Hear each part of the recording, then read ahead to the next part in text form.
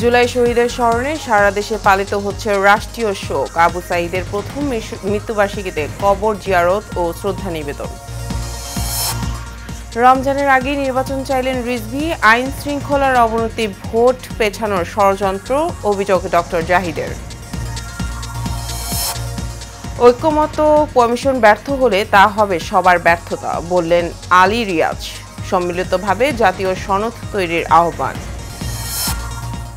এবং আওয়ামী লীগ সরকারের বিদ্যুৎ সংক্রান্ত সব চুক্তি পর্যালোচনা করা হবে, জানালেন অর্থ উপদেষ্টা। বাদ দেয়া হবে অসম শর্ত।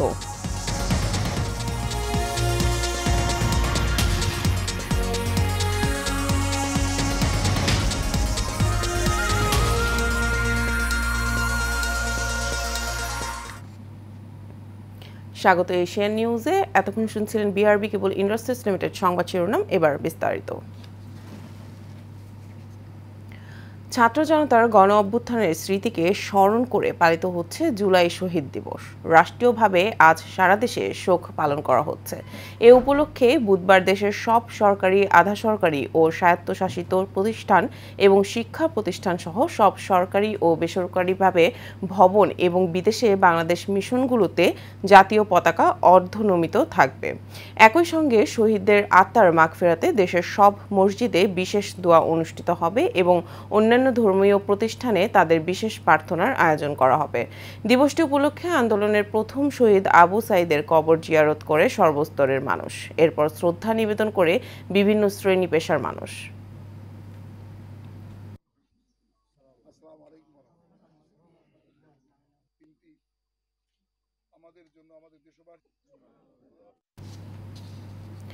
বিএনপির ১৬ বছরের আন্দোলনের পটভূমি ২৪শে জুলাই, এমনটাই মন্তব্য করেছেন দলটির জ্যেষ্ঠ যুগ্ম মহাসচিব রুহুল কবির রিজভী। গত ১৬ বছরে বিএনপি চেয়ারপারসন বেগম খালেদা জিয়া ও ভারপ্রাপ্ত চেয়ারম্যান তারেক রহমানের নেতৃত্বে গণতন্ত্রের জন্য মাঠ প্রস্তুত হয়। তখন যে পটভূমি রচিত হয়েছিল, পটভূমির জুলাই আন্দোলনের বিজয় লাভ করেছে। গতকাল কুড়িগ্রামের কেন্দ্রীয় ঈদগাহ মাঠে জুলাই আন্দোলনে নিহতদের পরিবারকে আর্থিক অনুদান প্রদানের অনুষ্ঠানে যোগ দিয়ে তিনি এ মন্তব্য করেন। রুহুল কবির রিজভী বলেন, আওয়ামী লীগের দোসররাই নির্বাচন পেছানোর ষড়যন্ত্র করছে। একটি পক্ষ যখন বিএনপিকে নিয়ে অপপ্রচার ও কুৎসা রটাতে ব্যস্ত, তখন দলের ভারপ্রাপ্ত চেয়ারম্যান তারেক রহমানের নির্দেশে জুলাই শহীদ ও আহতদের পাশে দাঁড়াচ্ছে নেতাকর্মীরা। আপনাদের তো আমরা যদি বলি আপনাদের কি অভিজ্ঞতা আছে, একটা মন্ত্রী হলে পরে তো একটা অভিজ্ঞতার উপর আসতে হয়। আপনার একটা পানের দোকান চালানোর কি অভিজ্ঞতা আছে? সে অভিজ্ঞতা নেই, তারপরেও আপনার উপদেষ্টা হয়েছে।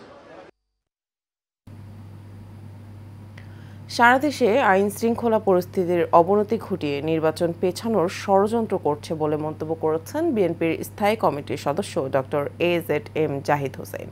গতকাল রাজধানীর ইঞ্জিনিয়ার্স ইনস্টিটিউশনে জুলাই আগস্ট গণ অভ্যুত্থানের বর্ষপূর্তি উপলক্ষে জাতীয়তাবাদী পেশাজীবী দলের আলোচনা সভার ভেন্যু পরিদর্শন শেষে তিনি এসব কথা বলেন।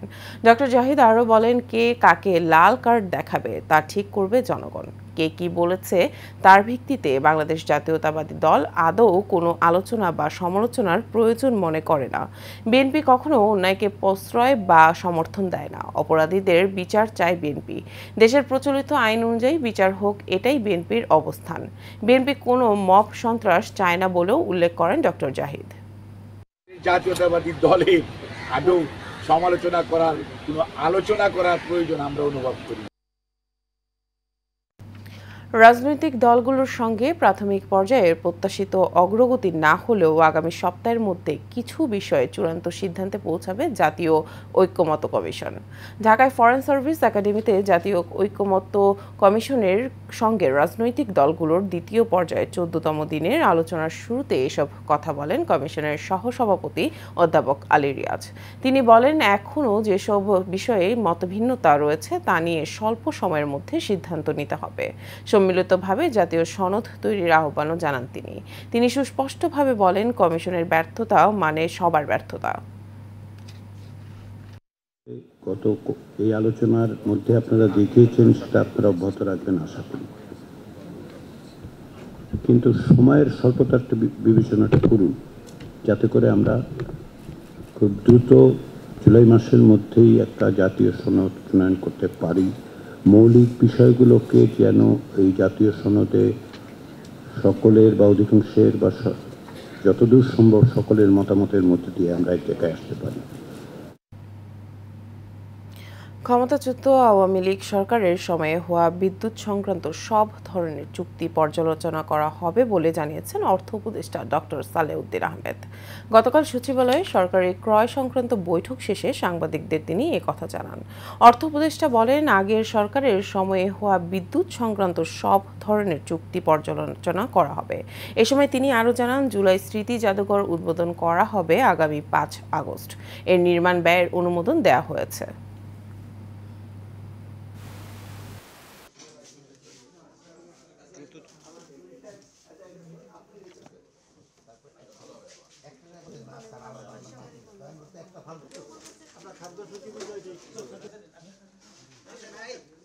পাওয়ার প্ল্যান্ট আপনারা জানেনই তো কারা কারা কাদের সাথে আমাদের চুক্তি আছে দেশে বিদেশে, ওগুলো সবগুলোই রিভিউ করা হবে। আর এটা লিগাল ইস্যু তো এটা চুক্তিগুলো, সেই জন্য আমরা আইনি ইস্যু লাগবে, যেটা হাইকোর্ট থেকে আদেশ দেওয়া হয়েছে, এটা আইনি তার পর্যালোচনা করবে। 21শে আগস্ট গ্রেনেড হামলা মামলায় যাবজ্জীবন ও মৃত্যুদণ্ডপ্রাপ্ত বিএনপি নেতা তারেক রহমান ও লুৎফুজ্জামান বাবর সহ সব আসামির খালাসের বিরুদ্ধে আপিল শুনানির জন্য আগামী বৃহস্পতিবার দিন ধার্য করেছেন আপিল বিভাগ। মঙ্গলবার প্রধান বিচারপতি ডক্টর সৈয়দ রেফাত আহমেদের নেতৃত্বাধীন 5 সদস্যের আপিল বেঞ্চ এই আদেশ দেন। আদালতে বিএনপির পক্ষে উপস্থিত ছিলেন জ্যেষ্ঠ আইনজীবী ব্যারিস্টার জমির উদ্দিন সরকার, অ্যাডভোকেট জয়নুল আবেদিন, ব্যারিস্টার মাহবুব উদ্দিন খোকন এবং ব্যারিস্টার কায়সার কামাল। রাষ্ট্রপক্ষে শুনানিতে অংশ নেন অ্যাটর্নি জেনারেল মোহাম্মদ আসাদুজ্জামান। এর আগে চলতি বছরের 1 জুন হাইকোর্টের রায়ের বিরুদ্ধে আপিলের জন্য রাষ্ট্রপক্ষকে অনুমতি দেয় আপিল বিভাগ। প্রধান বিচারপতির নেতৃত্বাধীন বেঞ্চ রাষ্ট্রপক্ষের লিভ টু আপিল মঞ্জুর করে এই সিদ্ধান্ত দেন।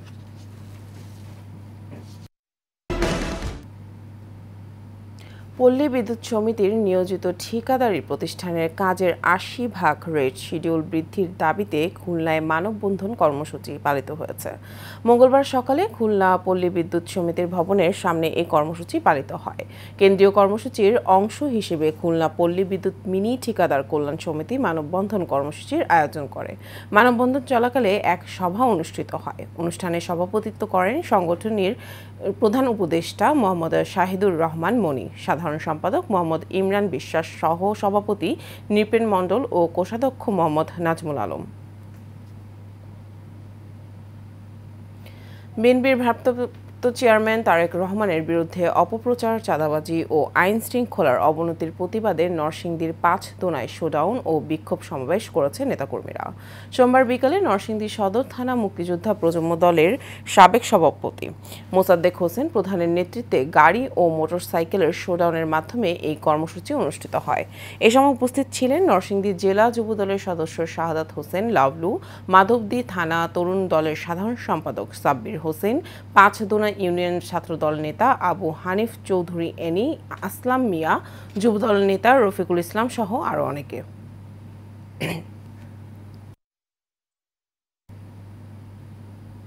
নোয়াখালীর সোনাইমুড়িতে বিএনপির ভারপ্রাপ্ত চেয়ারম্যান তারেক রহমান ও বিএনপির বিরুদ্ধে মিথ্যা বানোয়াট কুরুচিপূর্ণ বক্তব্যের প্রতিবাদে সোনাইমুড়ি উপজেলার ও পৌরসভা যুবদল, স্বেচ্ছাসেবক ও ছাত্র দলের উদ্যোগে এই বিক্ষোভ মিছিল প্রতিবাদ সভা অনুষ্ঠিত হয়েছে। বিক্ষোভ মিছিলে উপস্থিত ছিলেন সাবেক মেয়র পোতাহের হোসেন মানিক, যুবদলের আহ্বায়ক জসিম উদ্দিন, ওমর শরীফ সোহাগ, তাজুল ইসলাম চৌধুরী, স্বেচ্ছাসেবক দলের শহীদ উল্লাহ লিটন, নূর মোহাম্মদ মিলন, ছাত্রদলের আহ্বায়ক নাজিম উদ্দিন রনি, সদস্য সচিব নূর মোহাম্মদ সাদ্দাম, সোহেল, সচিব জাবেদ সহ বিএনপির নেতাকর্মীরা।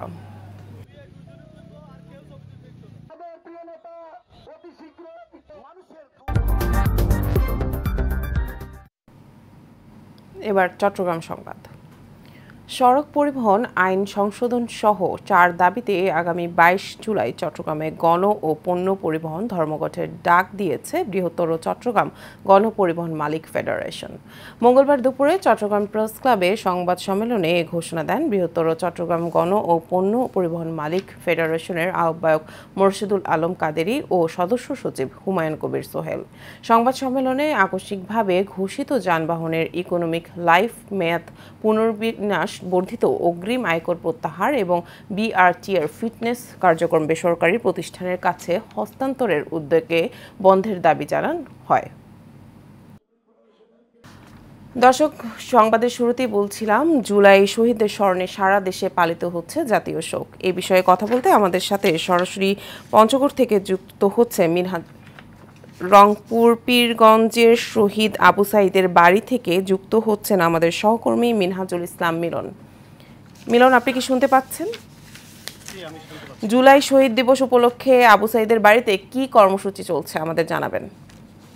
জি, আপনি যেমনটা বলছিলেন, আপনি জানেন যে বেগম রোকেয়া বিশ্ববিদ্যালয়ে গত বছর 16ই জুলাই কিন্তু সেই পুলিশের সামনে বুক পেতে দিয়েছিল শহীদ আবু সাঈদ। আমি অবস্থান করছি সেই রংপুরের পীরগঞ্জের শহীদ আবু সাঈদের সমাধিস্থলে। আপনাকে যদি জানিয়ে রাখতে চাই যে আজ কিন্তু প্রথম শহীদ আবু সাঈদের মৃত্যুবার্ষিকী। এই মৃত্যুবার্ষিকী উপলক্ষে কিন্তু আমরা দেখেছি যে বাংলাদেশের জামাত ইসলামের পক্ষ থেকে কিন্তু এখানে শ্রদ্ধা নিবেদন করছেন, তার কবরে জিয়ারত করেছেন। তারপরে কিন্তু রংপুরের যে জেলা প্রশাসক তিনি কিন্তু এসেছেন, তিনিও এবং রংপুর যে পুলিশ সুপার এবং রংপুর রোকেয়া বিশ্ববিদ্যালয়ের ভিসি তিনিও কিন্তু এখানে এসেছেন এবং সর্বসাধারণ কিন্তু এখানে এসে শ্রদ্ধা নিবেদন করছেন এই আবু সাঈদের সমাধিস্থলে।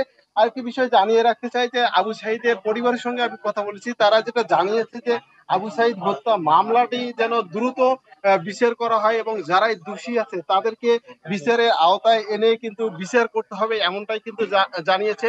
আর আবু সাঈদের বড় ভাই রমজানের সঙ্গে আমি কথা বলছি, তিনি যেটা জানিয়েছে যে শহীদ জুলাই যে আজকে দিবস পালিত হচ্ছে সেটি কিন্তু প্রথমে শহীদ আবু সাঈদ দিবস পালন করা হয়েছিল। তাই পরিবারের পক্ষ থেকে কিন্তু বারবার একটা কথাই বলা হচ্ছে যে এই 16 তারিখকে যেন শহীদ আবু সাঈদ দিবস হিসেবে পালন করা হয় এবং জুলাইয়ের যে কোনো দিনকে একটি যেন জুলাই শহীদ দিবস পালন করা হয়, এমনটাই কিন্তু দাবি জানিয়েছে শহীদ আবু সাঈদের পরিবার। এই ছিল আমার কাছে রংপুরের পীরগঞ্জ থেকে শহীদ আবু সাঈদের সমাধিস্থল থেকে সর্বশেষ। জি মিনহাজুল, আপনাকে অনেক ধন্যবাদ আমাদের সর্বশেষ আপডেটটি জানানোর জন্য। দর্শক, চলে যাবে এখন পরবর্তী সংবাদে। বছর খানেক আগেও চাঁদাবাজদের দৌরাত্ম্য ছিল রাজধানীর মেরুল বাড্ডার মাছ বাজারে। এসব চাঁদাবাজদের ভয়ে তটস্থ থাকতেন ব্যবসায়ীরা। তবে ফ্যাসিস্ট সরকারের পতনের পর প্রেক্ষাপট বদলে গেছে, বন্ধ রয়েছে চাঁদাবাজি। ফলে স্বাচ্ছন্দ্যে ব্যবসা করতে পেরে খুশি ব্যবসায়ীরা। শেখ সোহাগের রিপোর্টে বিস্তারিত। আওয়ামী ফ্যাসিস্ট সরকারের আমলে আতঙ্ক নিয়ে ব্যবসা করতেন রাজধানীর মেরুল বাড্ডার মাছ ব্যবসায়ীরা। নিজের ব্যবসার টাকা ঠিকমতো ঘরে নিয়ে যেতে পারতেন না চাঁদাবাজদের দৌরত্বে। পট পরিবর্তনের পর স্বাচ্ছন্দ্যে ব্যবসা করছেন মাছ ব্যবসায়ীরা। সোনার বাংলা সমিতির তত্ত্বাবধানে নির্বিঘ্নে ব্যবসা করে যাচ্ছেন এখানকার ব্যবসায়ীরা। এটা আমাদের মেরুল কাঁচাবাজার মৎস্য আড়তের সমিতি আড়ত। এখানে কোনো চাঁদাবাজি দেওয়া হয় না, চাঁদাবাজি হয় না। আমরা মোটামুটি শান্তিপূর্ণভাবে ব্যবসা করি। আগে চাঁদাবাজি হতো, এখন হয় না। দুদিনে আমাদের অনেক চাঁদাবাজি দিতে হয়েছে, আমাদের বড় বড় মাছগুলো নিয়ে গেছে, আমাদের অনেক নির্যাতনও করছে। কিন্তু ইনশাল্লাহ 5 তারিখে ইউনুস সরকার আসার পর আমরা খুব ভালো আছি, সুষ্ঠুভাবে ব্যবসা করতেছি। দেশের বিভিন্ন জায়গায় চাঁদাবাজির খবর পাওয়া গেলেও এখানে কোনো ধরনের অপ্রীতিকর ঘটনা না থাকায় খুশি ব্যবসায়ীরাও। 5ই আগস্টের পরে ব্যবসা ধস নামছে। যাদের কাছে টাকা ছিল তারা এখন এলাকায় পলাতক আছে, আর কিছু কিছু আছে শেয়ার করে ব্যবসা করতেছে আর কি। না, আলহামদুলিল্লাহ এখন কোনো ঝামেলা আমরা দেখতেছি না। অতীতে অনেক চাঁদাবাজি হইতো, আমাদের মাছ লুটতার করে নিয়ে যাইতো। আল্লাহর রহমত ইউনুস সরকার আসার পর এখন আমাদের কোনো ঝামেলা নাই। আমি মার্কেটের সর্দার, সর্দার, কোনো চাঁদাবাজি নাই, কোনো কিছু নাই। বাসায় নমাজ জয়রা নয়তো পুরো শান্তিমন্ত ব্যবসা করতে আছে। চাঁদাবাজি না থাকায় অন্যান্য বাজারের তুলনায় কম দামে মাছ পাওয়া যায় এখানে। শেখ সোহাগ, এশিয়ান টেলিভিশন, ঢাকা।